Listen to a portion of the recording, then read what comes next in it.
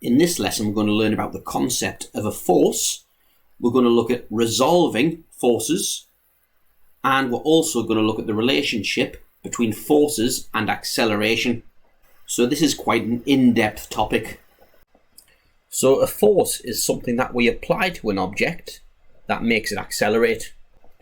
And hopefully you can get that that's intuitively true as well. So if you push something, it moves faster than it was. If you continue to push it, you continue making it move faster. However, and this is the part that might not be as obvious, as soon as you stop applying the force, that object stops accelerating. It will move at a constant speed. It will move at the speed that it was at when you stopped pushing it. And that there is the difficult bit to get your head around. That no force on an object doesn't mean it's not moving. No force on an object just means it's not accelerating. And I think the best way to visualize that, if you think about maybe a tennis ball in space, if you just tap the tennis ball, it'll continue to move forever with a constant velocity. So let's now take a more practical example. Let's say we've got a car that's broken down. And I'm going to say that this car has mass of 0.5 ton or 500 kilograms. So if we want to get the car moving again, what we need to do is push it. So if I push it, if I apply a force F to it, then provided I continue applying the force to it, then it will start to accelerate in this direction here. So on this diagram with the forces on, which I'm going to call a force diagram, funnily enough, a double arrow like that indicates acceleration in a particular direction. A single arrow indicates a force in a particular direction, and the force should always touch the object to which it's applied.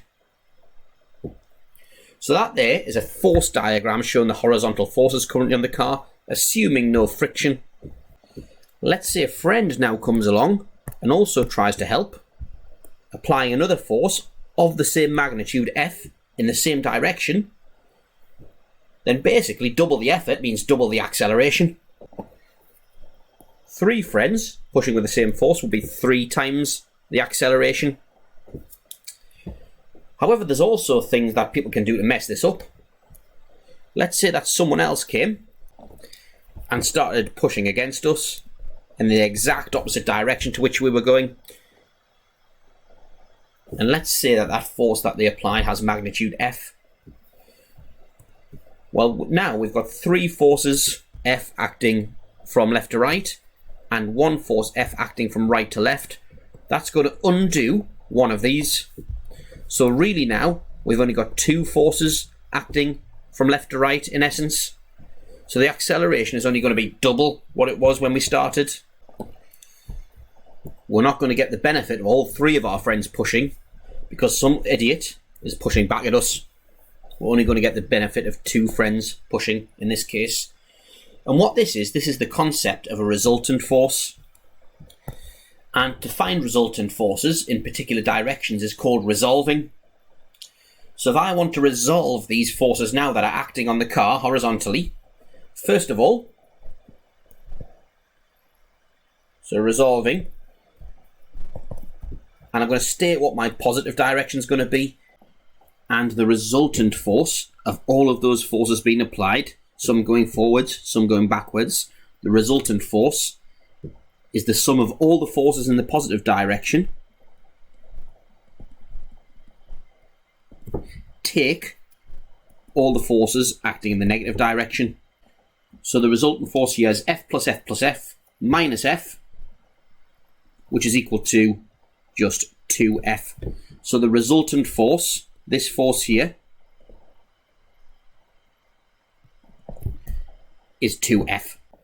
So all of this is leading to what's called Newton's second law, which for the purposes of A-level maths is the force resulting equals mass times acceleration, F equals ma. And this is the magic equation when it comes to forces. Force resulting, or resultant force, equals mass times acceleration. So here, if we apply this law to this situation here, we get 2F equals mass, which is 500, A, which is acceleration. 2F equals mass times acceleration. There's a few little restrictions here. So F is measured in newtons. Mass must be measured in kilograms.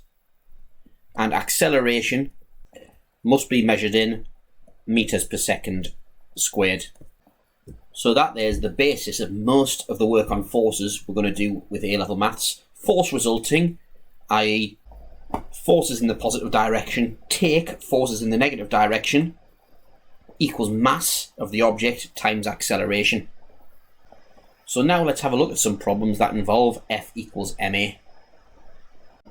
And here's an example here. So it says a particle of mass 8 kilograms rests on a horizontal surface.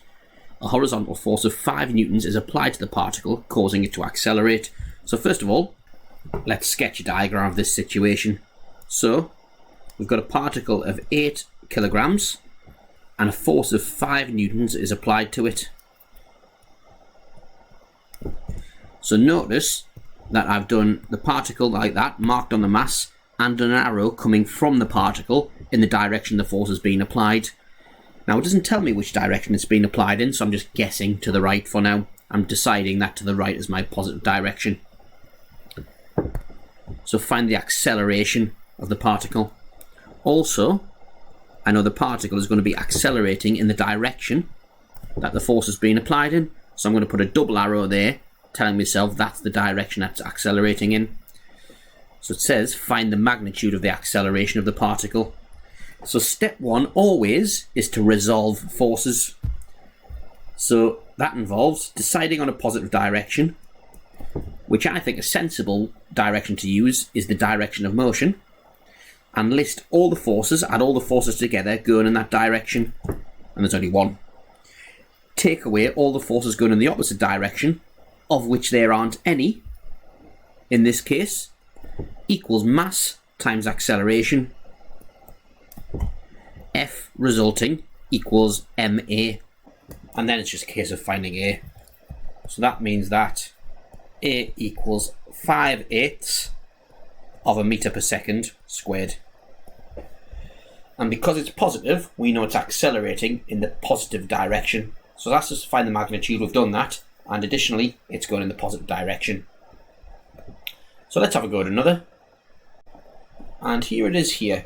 So a particle of mass m kilograms is accelerating on a horizontal surface with acceleration of magnitude 5 meters per second squared by means of a force of magnitude 20 newtons. Assuming no friction, find the mass of the particle. So let's draw the diagram again. So particle with mass m kilograms, and the force is acting upon it. Well, we know it's accelerating, so I'm going to assume that is to the right. And it's accelerating with a force of 20 newtons.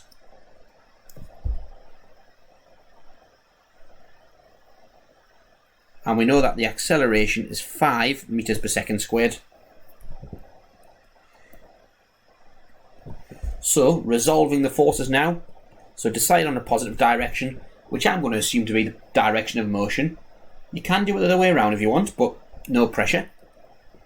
But I think it's best to keep the direction of motion as the positive direction. So 20 is all the forces going in the forward direction. Take all the forces going in the backward direction, of which there aren't any, equals mass times acceleration. And then that tells us that mass is 20 over 5 equals 4 kilograms. Resolve the forces, and that's equal to mass times acceleration every time. So let's have a look at some examples now with more forces. And let's have a look at this example here. So it says a particle of mass 5 kilograms rests on a horizontal surface with directly opposing horizontal forces of magnitude 3n, 3 newtons acting left, and 10 newtons acting right, acting on P, as shown in the diagram. So basically it's being pulled this way 10 newtons, and this way 3 newtons. So it's asked us to calculate the resultant force on P, stating its direction. So what I'm going to do is add to this force diagram now a direction of acceleration as well. So acceleration is going to occur that way because the 10 newtons is winning the 3 newtons on first inspection. So part A, calculate the resultant force and state its direction. So as always, when resolving forces, state what your positive direction is going to be, which I'm going to deem it to be that because that's the direction in which the particle is going to be accelerating. Again, we could have made it to the left, but there just seems little point in doing that. So 10 minus 3, all the forces going in the positive direction, take the forces going in the negative direction, equals 7 newtons to the right. Now an equally correct answer, if I decided actually positive was going to be to the left, so I would do 3 minus 10 equals minus 7 newtons. And so that's telling me the resultant is minus 7 newtons to the left. Well, minus 7 newtons to the left is 7 newtons to the right. Minus 7 to the left is 7 to the right. Therefore, we end up with the same answer in both cases. But the top one, the blue one, just makes more sense. Then part B, hence calculate the magnitude of the acceleration of P, stating its direction clearly. So, again, define our positive direction. So F equals, so the resulting force equals mass times acceleration, which means that A equals 7/5 meters per second squared. Units again are important. So we'll keep going with these now. Let's do another. And here it is here. A particle Q of mass 15 kilograms rests on a horizontal surface with 2 opposing horizontal forces of magnitude F newtons acting left and 70 newtons acting right are acting on Q. So draw a force diagram showing the 2 horizontal forces acting on Q. Given that acceleration has magnitude 3 meters per second squared, find the 2 possible values for F. So part A, you might want to pause it and try it yourself. But if we're to draw that force diagram, so there is the surface, here is the particle, which has mass 15 kilograms, and acting to the left is F. Remember, draw the arrow coming from the particle, and to the right is 70 newtons. So draw a force diagram showing the 2 horizontal forces acting on Q. There it is there. Now, part B, that was part A. Given that the acceleration has magnitude 3 meters per second squared, find the 2 possible values for F. We don't know which force is winning. All we know is that the acceleration has magnitude 3 meters per second squared. So actually, there's 2 different things that could happen here. It could be accelerating to the right, in which case the 70 newtons is winning, or accelerating to the left. So let's now assume that it's accelerating to the right and that the acceleration is also to the right. So force resulting equals mass times acceleration. So if we're going to the right, 70 minus F equals 15 times 3. Force resulting equals mass times acceleration, which means that F equals, so 70 minus 45 equals 25 newtons. Let's say now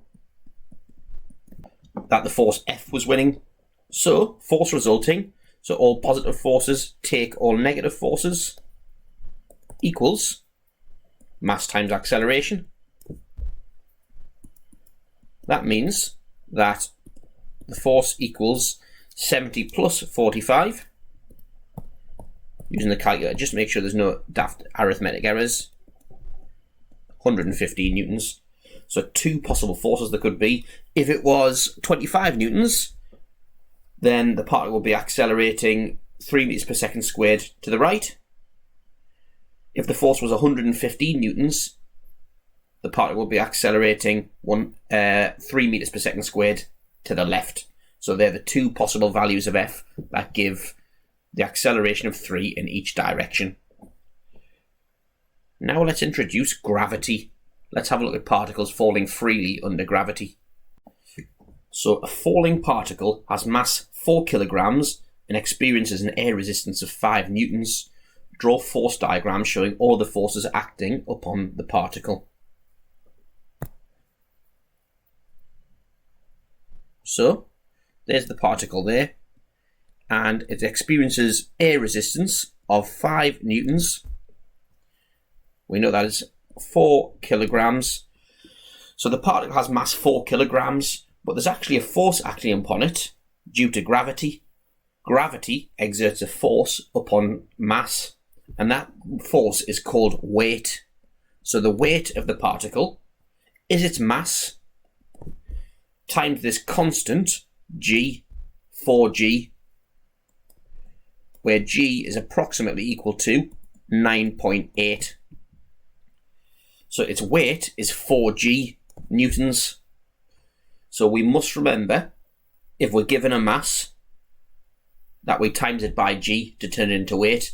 If we're given its weight in newtons, we don't times by g. So mass needs to be times by g to find the force due to its weight. So there is the diagram there. So that's part A. Let's move that across here.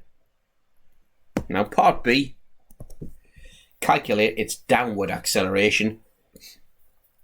So I'm taking down to be the positive direction. So force resulting, which is all forces in the positive direction, 4 times g, 4 times 9.8, take away all the forces going opposite to that, equals mass times acceleration. And keeping it exact for now, I like to keep g in the equation, which means that A equals 4g minus 5, all divided by 4, which is approximately equal to, so 4 times 9.8, take 5, all divided by 4, is 171 over 20, or 8.55 meters per second squared. Now normally you'd expect that to be 9.8 meters per second squared. However, the reason it's not is because experiencing some air resistance. So it's not necessarily falling freely under gravity because there is air resistance as well. So this air resistance is slowing the acceleration down a little, meaning it doesn't get the full 9.8, it gets 8.55 meters per second squared. So that's that. Have a go now at the questions.